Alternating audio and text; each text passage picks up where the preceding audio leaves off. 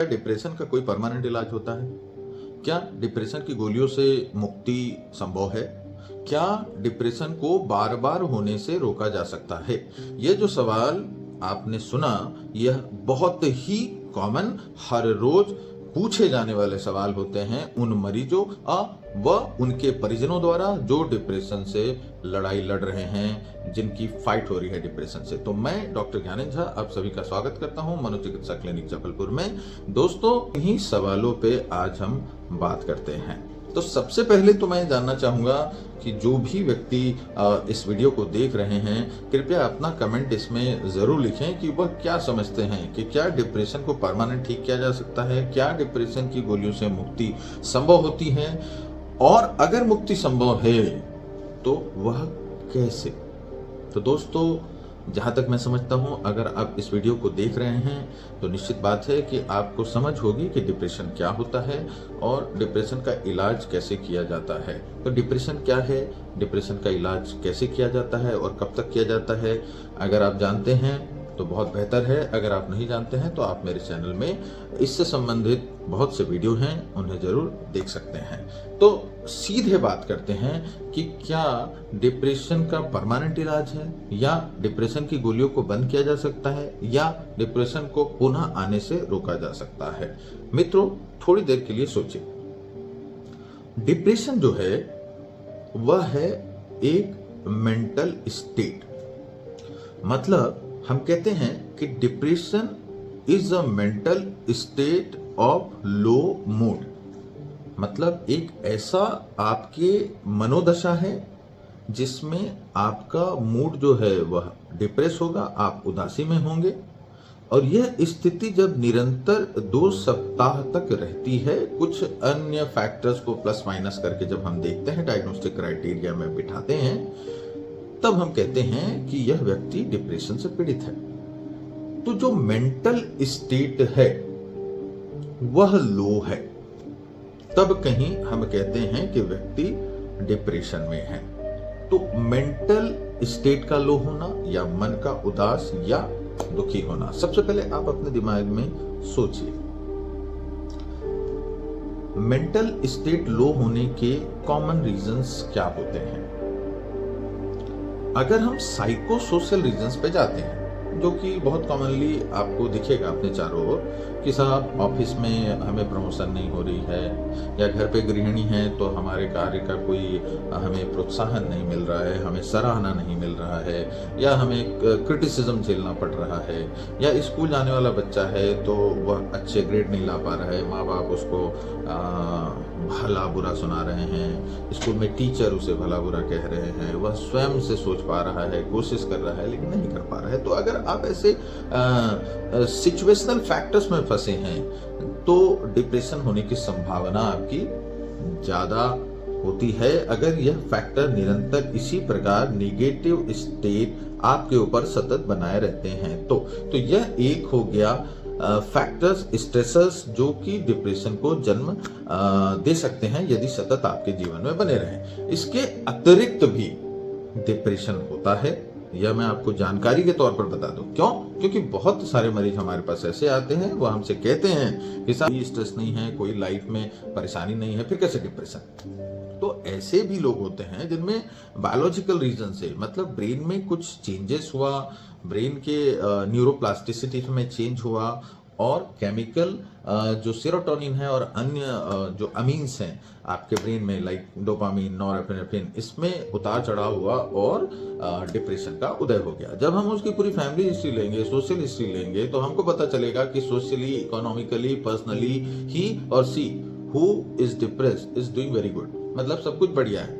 मतलब very good मतलब socio occupational functioning before depression was good. अब ऑब्वियस सी बात है, जब डिप्रेशन डायग्नोज हो गया तो उसका जो सोशियो इकोनॉमिक क्षेत्र है वह इंटरफेयर हो गए, वह सामाजिक दृष्टिकोण में सिकुड़ेगा, वह कम काम करेगा, वह इकोनॉमिकली भी उतना प्रोडक्टिव नहीं रहेगा। लेकिन डिप्रेशन पैदा होने के कारणों में यह नहीं था। हाँ, डिप्रेशन होने के बाद वह सोशियो ऑक्यूपेशनल पुअर फंक्शन या इम्पेयरमेंट में जा रहा है। तो एक बहुत बड़ा ग्रुप ऐसा भी होता है जिनके साथ स्ट्रेस जुड़ा नहीं है, लेकिन बावजूद उसके वे डिप्रेशन से ग्रसित होते हैं बायोलॉजिकल रीजन से। तो चलिए आपको समझ में तो आ गया कि भाई बायोलॉजिकल रीजन से भी होते हैं, स्ट्रेसर से भी होते हैं, मतलब साइको सोशल रीजन भी होते हैं, और लो स्टेट के कारण होते हैं। मतलब अगर इस लो मेंटल स्टेट को ठीक कर लिया जाए निरंतर के लिए, हमेशा के लिए, क्रॉनिकली, तो आप डिप्रेशन से बाहर आ जाएंगे। तो अब आप कहेंगे कि अच्छा, ये तुमको पता ही नहीं था। आई मीन ऑब्वियसली आपको पता होगा कि साहब हाँ, ये तो हम जानते हैं कि उदासी है, उदासी को अगर हमने ठीक कर लिया, मन सही कर लिया, तो हम डिप्रेशन से बाहर आ गए, और हम वही तो नहीं कर पा रहे। तो वही हम क्यों नहीं कर पा रहे हैं? तो सबसे पहला जो मैं देखता हूं वो मिस्टेक तो एक ये होती है कि जितना टाइम पीरियड तक आपके साइकियाट्रिस्ट ने आपको मेडिसिन लेने की सलाह दी है, आपने लिया ही नहीं। मतलब 2 महीने 3 महीने आपने लिया, आपको लगा बिल्कुल सही हो गया, चलिए छोड़ दीजिए, अब फिर रिलैप्स कर गया आपका डिप्रेशन। मतलब अभी तो डिप्रेशन पूरी तरीके से ठीक ही नहीं हुआ था, सुपरफिशियली ही बस रिस्पॉन्स आया था, आपको लगने लगा ना मोरल है सब ठीक है। आपके पीयर प्रेशर हुए, लोगों ने कहा कि अरे लंबे समय तक ये किडनी खराब कर देता है, ऐसा कर देता है, छोड़ दो। आपने छोड़ दिया, क्यों? क्योंकि अरे हाँ ठीक है, मोरल है sir, now I am okay, मैं इससे निकल जाऊंगा। आपने छोड़ दिया। सबसे बड़ी गलती यहाँ, जैसे ही आपका ट्रीटमेंट अधूरा रहा तो there is high chances of relapse, जो कि मोस्टली केसेस में होता है। अब दूसरा ग्रुप जो कहता नहीं साहब हमने तो नहीं किया था, हमने तो पूरा प्रॉपर 6 महीने 9 महीने साल भर, आप कहिए मैं तो 5 साल 7 साल 8 साल से ट्रीटमेंट ले रहा हूँ। कुछ लोग आपको मिलेंगे साहब जो डिप्रेशन के लिए ही पता चल रहा है कि और दशकों से डिप्रेशन के लिए दवा ले रहे हैं। तो इनका क्या कसूर है?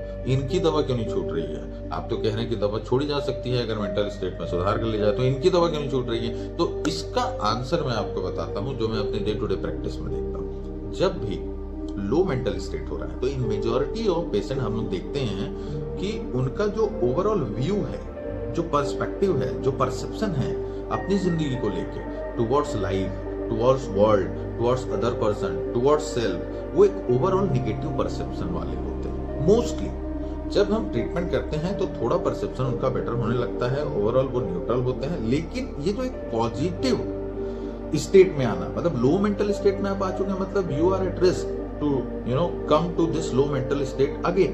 अब आपको ये करना है कि भाई मेरे को एक न्यूट्रल की जगह लाइफ में थोड़ा ऐसा होना है कि मैं positive attitude, positive mental state बनाए रखूं, तो मेरे लो मेंटल स्टेट होने के चांसेस कम रहेंगे। इट मींस कि मेरे डिप्रेशन में होने की संभावना कम रहेगी। इसका मतलब है कि आपको आपके परसेप्शन पे काम करना पड़ेगा।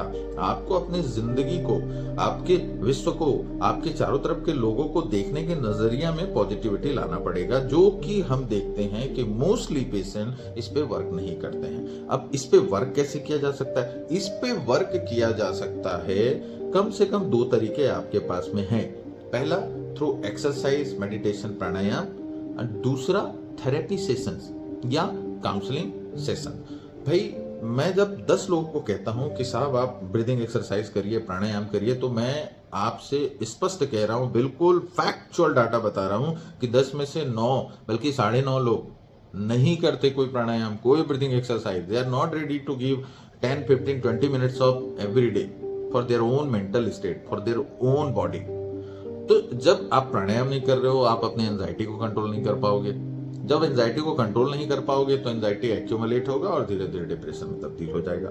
सेकंड, अगर आप ये कर रहे हैं तो आपको जब आप डिप्रेशन से पीड़ित हो चुके हैं तो बीच बीच में आपको एक काउंसलर से मिलना चाहिए। जब कभी आपको लगता है कि एंजाइटी डेवलप हो रही है और मेरे प्राणायाम, मेरे एक्सरसाइज से मैं इस एंजाइटी पे कंट्रोल नहीं कर पा रहा हूं, तो आपको इस गोलियों से बचने के लिए, ड्रग ट्रीटमेंट से बचने के लिए बीच में सिंपल काउंसलिंग सेशन लिया जा सकता है। वो काउंसलिंग सेशन आपके साइकियाट्रिस्ट से हो सकता है, वो काउंसलिंग सेशन साइकोलॉजिस्ट से हो सकता है। तो बहुत बड़ी संभावना होती है कि जो भी एंजाइटी डेवलप हो रही है उसका एक पॉजिटिव कोपिंग मैकेनिज्म डेवलप किया जाए, उसके लिए एक पॉजिटिव काउंटर मेजर तैयार किया जाए और आप अपने परसेप्शन पे और बेहतर काम कर पाए और जो पॉजिटिव मेंटल स्टेट है उसको लो मेंटल स्टेट या निगेटिव मेंटल स्टेट होने से रोक पाए। तो सिंपल सी बात है, कंक्लूजन में आप अपने दिमाग में अच्छे से फिट कर लीजिए कि अगर आप डिप्रेशन की गोलियों से मुक्त होना चाहते हैं और दोबारा डिप्रेशन से ग्रसित नहीं होना चाहते हैं तो